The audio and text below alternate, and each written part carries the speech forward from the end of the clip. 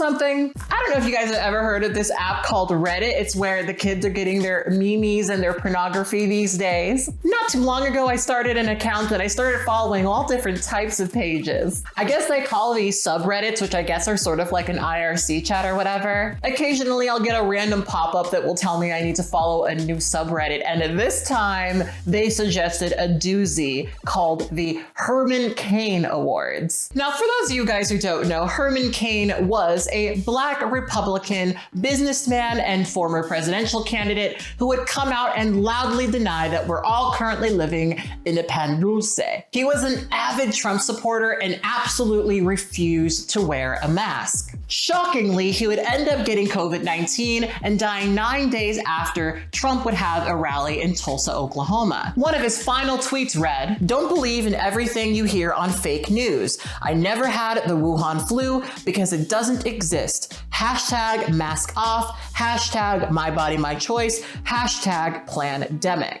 Now, regardless of what your political beliefs are, I am not the sort of person who takes pleasure in seeing people pass away because of this virus. If I'm being frank with you guys, I think that there are so many things to be said about how social media has created these algorithms that feed people so much of this sort of stuff that they start to really believe that there's genuine reasons to deny the reality of this virus. So it turns out that the Herman Cain Award is actually an award given to people who have fallen into this algorithm, posted many things denying the virus, who ultimately ended up getting the virus. And some of these people ended up passing away. So I thought that I would show you guys some of these posts because I found them to be utterly fascinating, because it's a complete other side of this social media that I've not really been privy to. And in this video, we're gonna go over a few posts that I found to be the most baffling. So most of these posts are memes, and I think that it's been said before by people who are far more clever than I,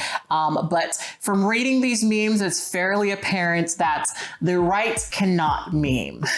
So let's get into this. This is somebody named Calvin, and right out the gate, Calvin posts a meme that is an absolute banger. He says, "If a fart can make it through 2 layers of cloth, including denim jeans, how confident are you feeling in that face mask?" Whoa, I guess I've never thought of it like that. Now, this meme is actually really, really popular. I see this all over this subreddit, and I just want to take a moment to share that I don't really think this is, an understanding of how this virus works. Now, I guess if we're going to entertain this comparison, let's talk about farts, shall we? If this man was bending over in front of this woman, which she seems to be doing for whatever reason, and she let out a wet one, I'm pretty positive that he would prefer getting hit with the gas over getting hit with the shit. Now, I don't know, he kind of seems like he's into it, but either way, the underwear is doing the job of protecting this guy from getting hit with shit that came from her body. But again, I think he might actually like that sort of thing. Now, one thing I will say about this, though, is that when the pandemic started, I'm sure we all remember that people were giving us deliberately misleading information about masks so that we could not deplete our resource of masks for people who are on the front lines fighting this virus, right? So I can kind of understand a little bit of the hesitation to fully buy into masks as protective mechanisms for the virus. But one thing we know is that this virus is spread through particles that often come out of your mouth. And obviously, if you're wearing a mask, you're going to spread far fewer particles. Calvin's next meme is a picture of Dr. Fauci, and it says, "This summer, everyone should wear sunscreen so that the person next to you doesn't get sunburnt." I honestly... Do Republicans think this is funny? Because honestly, the only way that you could think this is funny is if you don't understand how the virus works, which honestly seems like a common theme amongst most of these people. I guess one of the things that's gotten me through all of this is I remember being a kid and getting a cold. And if I had a cold, when I would stay home, it wasn't only just because I was sick and therefore probably wouldn't be able to work. It was also to protect the other kids at school from getting sick as well. That just seems like a common courtesy. And there's something that's been really depressing about all of this, to sort of just see how little people care about being courteous to others. Now, I know we shouldn't be taking this meme seriously, but if we are going to, I'm going to say that putting on a mask, like I said, is going to protect yourself from spreading particles to other people, but your sunscreen is only helpful to other people if you let other people use it. These aren't even vaguely comparable. And again, I think it's only funny when you don't understand the virus. So this next meme is also very popular on this page. It is a man wearing a gas mask, and it says, "Today, no mask and no entry. Tomorrow, no vaccine, no job. Someday soon, no microchip, no rights." We're just going full conspiracy theory here. I will say that one of my early anxieties around the vaccine was that it would be something that would only be available to rich people, that would be completely inaccessible to the working class. But we've seen that that's not quite the case. It is free. And at least in the area that I live in, you can get a free vaccine at pretty much every other block of the city. The real hurdles that we're currently seeing is that some people don't have transportation to vaccination sites. Some people don't have a way of actually getting to the place where they can get vaccinated for free. And that's the only real hurdle, other than, you know, the select people who medically can't get a vaccination. But these people just straight up don't want to take the vaccine because they believe that it's some sort of microchip, which is so funny to me because I've tried to look up my vaccination records recently, and even though I very much do have the vaccine,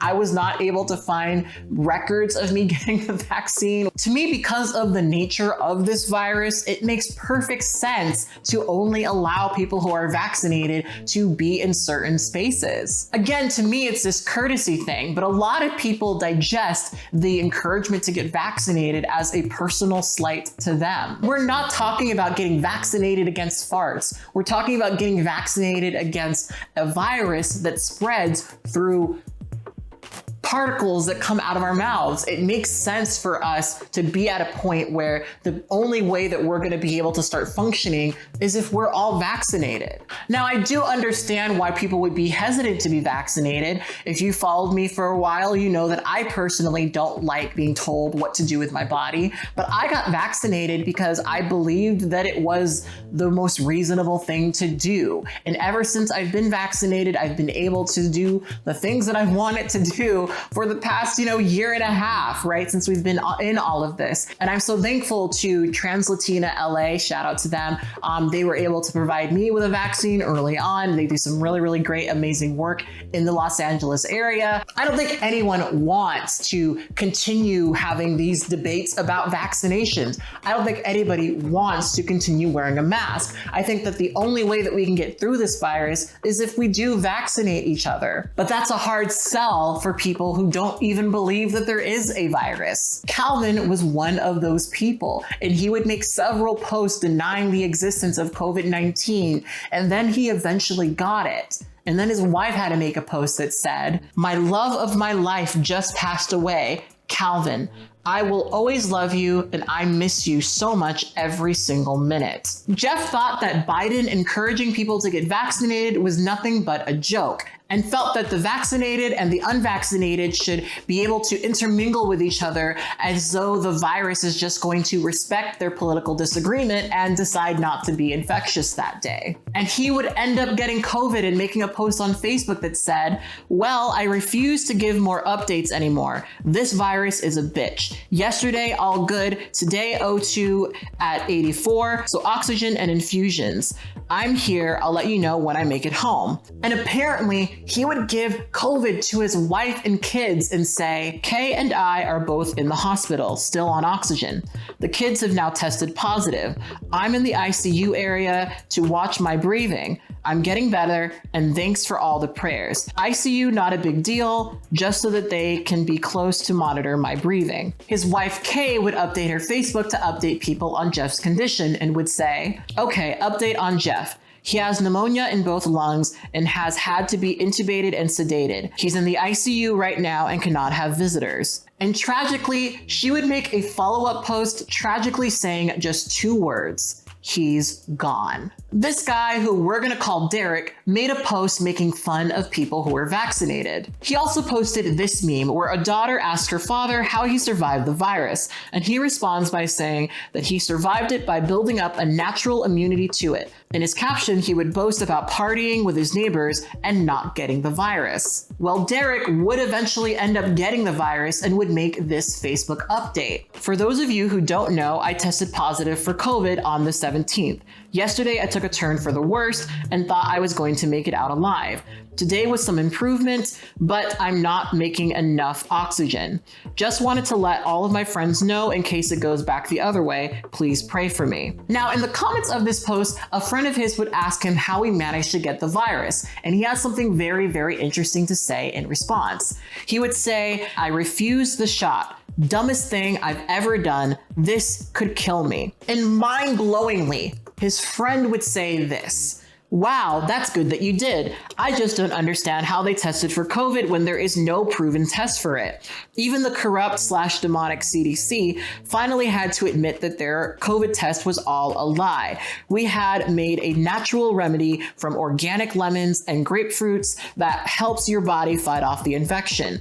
If you want to know how to make it, let me know." This is almost the same as hydroxychloroquine, and it works. Tragically, the last picture in this post would be a fundraiser for his funeral. He did not make it.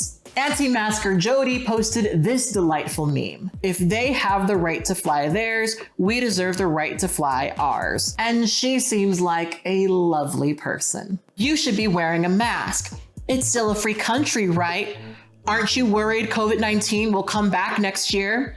No, 2021 isn't an election year." A really common theme on this subreddit is people who believe that the virus is simply something that was created to push politics one way or the other. And I'm not going to say that people on both sides have not overly politicized this virus, because I think they absolutely have. But unfortunately for us, COVID doesn't care about your political affiliation. And Jody would find that out the hard way when she ultimately got the virus. She would post a fundraiser trying to raise funds to fight against the virus, but sadly, it was too little too late for Jody, and she would ultimately pass away soon thereafter. Anti-masker Kevin would post another Fauci meme that said, "Remember to wear 2 bathing suit bottoms this summer to prevent other people from peeing in the pool." And again, that's not how a joke works. And he posted another meme making fun of vaccinations. But just like the other people discussed in this video, he would also get the virus and would have this to say about it on Facebook: "Sitting here in the hospital on day 5 fighting COVID pneumonia. I've had plenty of people reach out praying for me and asking me if I need anything, and I appreciate every bit of it. And please keep those prayers coming. But yes, there is something I want everyone to do for me that I was too damn stubborn to do. And that's, if you haven't yet done so, go get your COVID vaccine." When I was admitted into the hospital, there were 4 different doctors who told me that they had not had to admit one single vaccinated person. Trust me, you don't want to be where I am now. And as soon as I get over this, I'll be getting my vaccine. Again, thank you everyone for the prayers. They're working and I'm improving every day. Just keep them coming. Love y'all. But sadly, he would not improve and would also pass away. And his wife would make the following Facebook post: "At 10:27 this morning, we lost our Kevin to COVID pneumonia. He fought to beat it for nearly 3 weeks, but it just demolished his lungs and his body couldn't fight it anymore. His last post he made from the hospital said that he was too stubborn to get vaccinated and asked everyone who isn't vaccinated to do so. He won't even know how his story saved so many lives because of the amount of people who are getting vaccinated after hearing about his battle. He was just 33 years old and had his whole life ahead of him. The kids and I were blessed to have him in our lives and to be able to make so many amazing memories with him that we will cherish for a lifetime.